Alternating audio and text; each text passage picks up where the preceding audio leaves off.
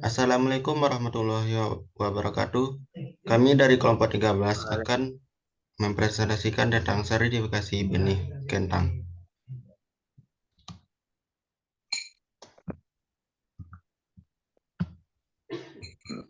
Pada sertifikasi benih kentang, terdapat beberapa bagian. Yang pertama, ruang lingkup, tujuan, persyaratan sertifikasi, tata cara sertifikasi benih, pelaporan, persyaratan teknik minimal, kemasan, penguasaan benih, kewajiban benih, sertifikasi, sampai ke pelabelan. Ruang lingkup sertifikasi benih kentang meliputi persyaratan sertifikasi dan tata cara sertifikasi benih kentang. Tujuannya memperbanyak dan menyediakan benih kentang bermutu dan berkelanjutan. Pada persyaratan sertifikasi, terdapat beberapa persyarat. Yang pertama, penyelenggara. Penyelenggara yang dimaksud adalah instansi serta produsen benih yang memiliki sertifikat sistem manajemen mutu atau SMM di bidang pembenihan hortikultura. Yang kedua, pemohon. Pemohon meliputi produsen benih yang memiliki sertifikat kompetensi dan instansi pemerintah yang menyelenggarakan tupoksi di bidang hortikultura yang belum memiliki sertifikat SMM. Yang ketiga, benih sumber. Benih sumber meliputi varietas telah terdaftar dalam peredaran. Benih sumber yang digunakan harus lebih tinggi dari kelas benih yang akan dihasilkan, serta benih penjenis atau BS memiliki surat keterangan dari pemilik varietas atau kuasanya, sedangkan benih dasar dan benih pokok harus berlabel. Yang keempat, unit sertifikasi. Unit sertifikasi adalah lahan perbanyakan benih yang harus dinyatakan dengan jelas batasnya. Satu unit sertifikasi di rumah kasa maksimal 20.000 tanaman, sedangkan untuk lahan maksimal 1 hektar pada satu hamparan. Satu unit sertifikasi merupakan satu varietas kelas benih dan satu penangkaran pada satu lokasi. Tata cara sertifikasi benih. Sertifikasi benih terdapat 6 tata cara, yaitu permohonan, tahapan pemeriksaan, pemeriksaan per tanaman, pemeriksaan umbi di gudang, pelaporan, dan kegiatan monitoring generasi berikutnya. Permohonan. Permohonan diajukan oleh produsen benih atau instansi pemerintah sebagaimana dimaksudkan pada C1 kepada instansi dengan mengisi formulir atau barang. Permohonan model SK04. Apabila lokasi produksi berada di luar provinsi tempat wilayah kerja instansi pemberi sertifikat, maka produsen harus menunjuk kuasa secara tertulis sebagai penanggung jawab produksi di wilayah tersebut, menyerahkan fotokopi sertifikat kompetensi produsen yang telah dilegalisir kepada instansi tempat dan menyerahkan fotokopi tanda daftar produsen atau izin usaha produksi benih hortikultura. Pengajuan permohonan paling lama 7 hari sebelum tanam. Satu pemohon berlaku untuk satu unit sertifikasi. Permohonan yang diajukan kepada instansi dilampiri dengan fotokopi sertifikat kompetensi, semua label untuk BS dilampiri surat keterangan, peta atau sketsa lokasi perbanyakan pada areal kerjasama pada daftar petani atau bukti penguasaan lahan. Surat keterangan bebas NSK dari laboratorium penguji untuk produksi benih BR, surat pemberitahuan tentang pembelahan umbi apabila dilakukan. Apabila lokasi produksi di luar wilayah pemberi sertifikat kompetensi, produsen harus melaporkan secara tertulis tentang kegiatan produksi benih yang dilakukan kepada instansi serta menyerahkan surat kuasa atau penunjukan penanggung jawab produksi di wilayah tersebut, fotokopi sertifikat kompetensi atau sertifikat SMM, dan fotokopi tanda daftar izin usaha produksi yang telah dilegalisir.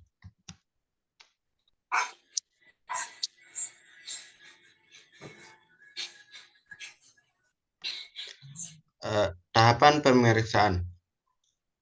Tahapan pemeriksaan yang pertama, pemeriksaan dokumen permohonan.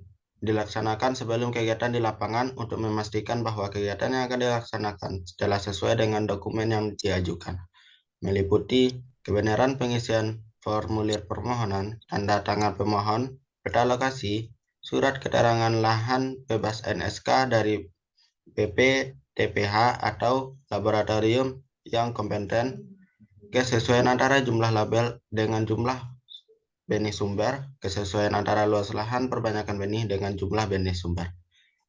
Yang kedua, dokumen dalam memenuhi persyaratan administrasi diberikan nomor induk. Pemberian nomor induk sebagai berikut: A atau B, C atau D, E atau F, G. Yang ketiga, kode provinsi BPSB sebagaimana dimaksudkan pada keterangan nomor induk poin. Yang kedua, ada pemeriksaan pendahuluan dilakukan terhadap dokumen yang telah mempunyai nomor induk, dilaksanakan sebelum tanam dengan parameter dan metode pemeriksaan, yaitu benih sumber, calon lahan atau rumah kasa untuk penangkaran, isolasi dari lahan kentang konsumsi, rotasi tanaman, dan pengaturan pemeriksaan laporan pemeriksaan. Pemeriksaan per tanaman. Pemeriksaan per tanaman yang pertama ada pemeriksaan umum, yaitu yang terbagi atas permohonan pemeriksaan dilaksanakan sebelum pemeriksaan pertanaman dengan mengisi formulir atau barang model SK05.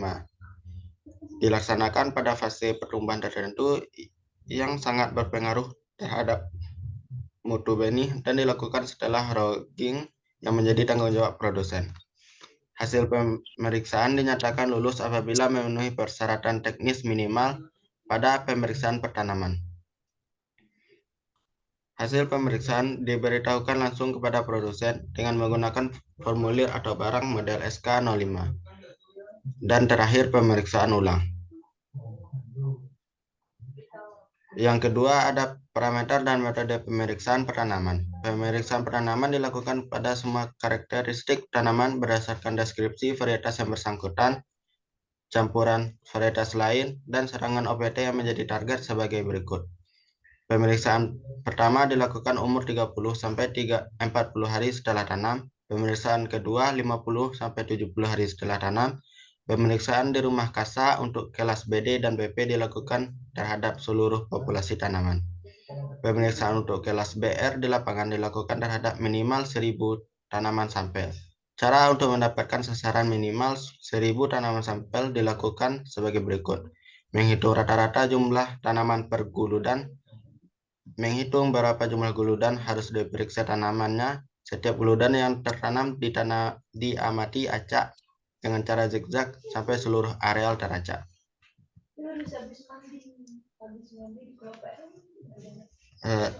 Terima kasih. Selanjutnya akan disampaikan oleh teman saya. Assalamualaikum warahmatullahi wabarakatuh. Perkenalkan, nama saya Dimas Cahaya Rizdian. Saya akan melanjutkan tentang materi sertifikasi benih kentang. Untuk selanjutnya adalah pemeriksaan umbi di gudang. 1. Untuk mengetahui mutu fisik dan status kesehatan benih. 2. Ini akan lulus apabila memenuhi persyaratan teknis minimal seperti pada poin E tabel 2. 3. Terhadap kelompok yang tidak memiliki PTN dapat dilakukan satu kali pemeriksaan ulang setelah memiliki pemilik benih melakukan sertifikasi. 4. Sertifikasi lebih lanjut tidak dapat dilakukan apabila hasil pemeriksaan tidak memenuhi persyaratan yang dimaksud pada huruf C. 5.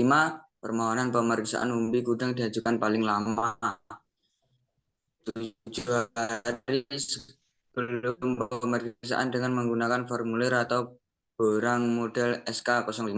Yang terakhir, nomor 6, pemeriksaan umbi di gudang meliputi kesehatan umbi, cairan proses lain, dan kerusakan mekanis. Lanjut. Pelaporan. Laporan hasil pemeriksaan pertanaman. A. Hasil pemeriksaan menggunakan formulir. B. Putusan hasil pemeriksaan disampaikan secara lisan kepada produsen.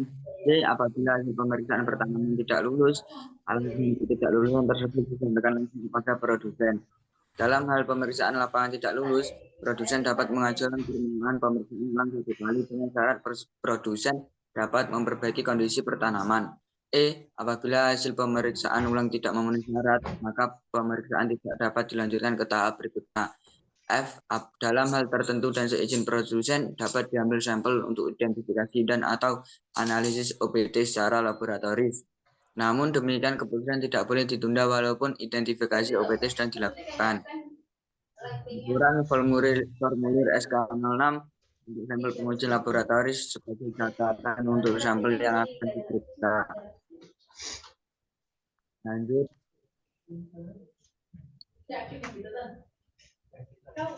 Laporan hasil pemeriksaan di bidang. Hasil pemeriksaan dicatat menggunakan formulir atau barang model SK07. B. Keputusan hasil pemeriksaan disampaikan secara lisan kepada produsen. B. Apabila hasil pemeriksaan sedang tidak lulus supaya alasan tersebut disampaikan langsung kepada produsen. D. Dalam pemeriksaan sedang tidak lulus, produsen dapat mengajukan permohonan pemeriksaan ulang dengan syarat produsen mampu memperbaiki kondisi umbi di gudang. Pemeriksaan ulang hanya boleh dilakukan satu kali dan dalam tempo tidak lebih dari 1 minggu setelah pemeriksaan sebelumnya. Bila hasil pemeriksaan ulang tidak memenuhi syarat, maka sertifikasi dapat dilanjutkan. F. Dalam hal tertentu dan izin produsen dapat diambil sampel identifikasi atau analisis OPT secara laboratoris. Namun demikian, keputusan pemeriksaan umbi tidak ditunda bila harus menunggu hasil identifikasi atau analisis laboratorium.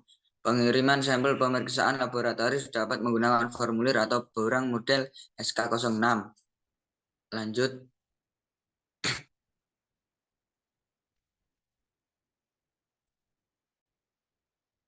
Kegiatan monitoring generasi berikutnya. Dengan persetujuan produsen dapat dilakukan pengambilan sampel umbi atau 100 sampai 150 kenol untuk ditanam dan hasil monitoring akan diinformasikan kepada produsen.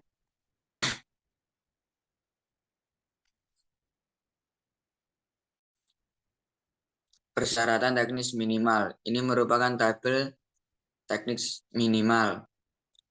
Yang nomor 1, parameter lapang, campuran varietas lain, penyakit, jumlah tanaman yang terserang OPT, virus, penyakit, layu bakteri, nematoda, kelas benih 0%.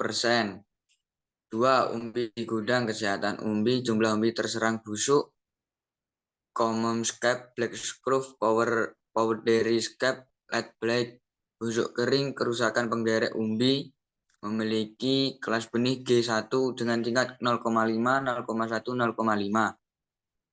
B. Campuran varietas lain maksimal 0%, kerusakan mekanis maksimal 0,5 sampai 3%. Lanjut.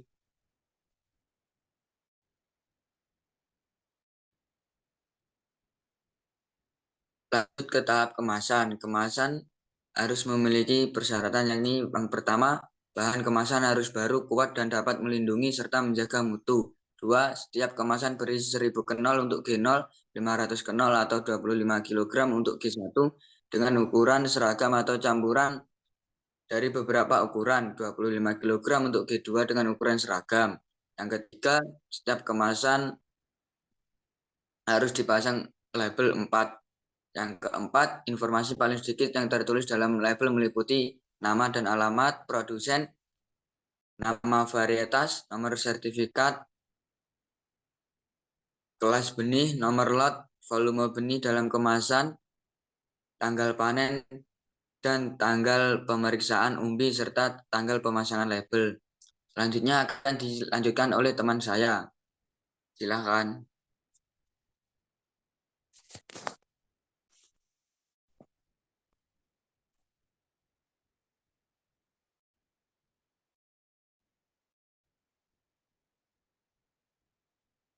Untuk Putra bisa dilanjutkan. Oke, Assalamualaikum warahmatullahi wabarakatuh. Saya Putra Dwi Anugrah. Di sini saya akan melanjutkan materi dari teman saya yang barusan. Di sini saya akan melanjutkan penguasaan benih. Kelompok benih yang telah lulus sertifikasi dapat dialihkan tanggungan kepada produsen lain yang telah memiliki sertifikasi kompetensi. Harus diserta dengan berita secara harus diserta dengan berita yang dilandangi oleh kedua dan diketahui oleh instansi. Selanjutnya kewajiban produsen. 1. Menaati peraturan perundangan di bidang perbenihan hortikultura. 2. Bertanggung jawab atas mutu benih hortikultura yang diproduksi. 3. Mendokumentasikan data produksi, penyaluran, dan stok benihnya. 4. Memberikan data dan informasi kepada instansi bila diperlukan. Oke, next. Selanjutnya sertifikasi. Di sini sertifikasi ada beberapa hal, yaitu A. Penerbitan sertifikat. 1. Sertifikat benih diterbitkan oleh kepala instansi untuk setiap kelompok benih yang telah lulus pemeriksaan lapang dan pemeriksaan umbi di gudang. Sertifikat menggunakan formulir borang model SK09. 2. Sertifikat dikirimkan kepada produsen bersangkutan dan tidak untuk diedarkan. 3. Kelompok benih yang tidak memenuhi persyaratan sesuai dengan kelas yang dimohonkan tapi memenuhi persyaratan sesuai dengan kelas benih yang di bawahnya akan diberikan sertifikat benih sesuai dengan persyaratan kelas benih yang dicapai. B. Pembatalan sertifikat. Sertifikat benih dapat dibatalkan apabila kelompok benih 1. Tidak sesuai dengan kondisi awal. 2. Berpindah tempat tanpa pengetahuan instansi. Next. Selanjutnya yaitu pelabelan. Pelabelan ada beberapa hal. Yang pertama ada A. Umum. 1. Benih yang diedarkan wajib diberi label. 2. Kesesuaian label dengan kebenaran mutu benih dalam kemasan yang diberi label menjadi tanggung jawab produsen. 3. Syarat pemberian label kelompok benih lulus sertifikat atau benih bersertifikat. 4. Bahan label yaitu kertas atau bahan lain yang kuat, tidak mudah robek atau luntur. 5. Label ditulis dalam bahasa Indonesia, mudah dilihat dan dibaca, serta tidak mudah rusak.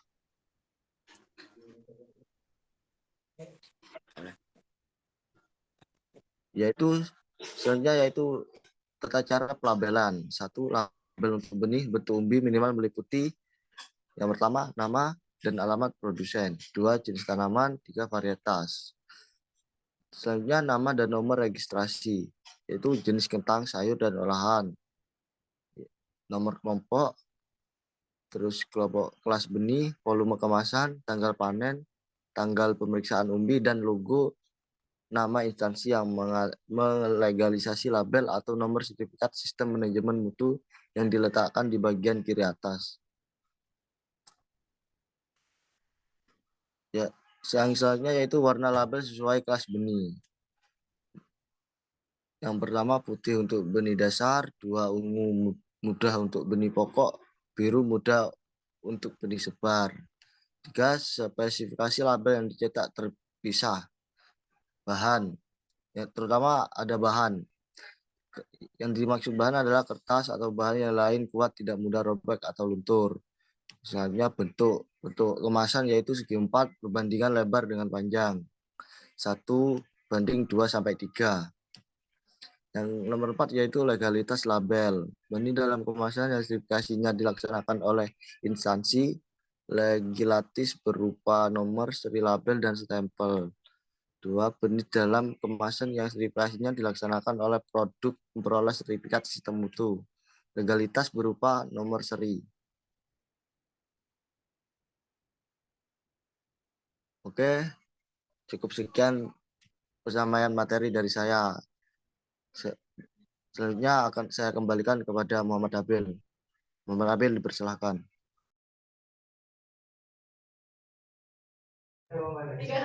Terima kasih atas penyampaian materinya. Hanya sekian dari presentasi sertifikasi benih kentang dari kelompok kami. Sekian. Assalamualaikum warahmatullahi wabarakatuh. Waalaikumsalam warahmatullahi wabarakatuh.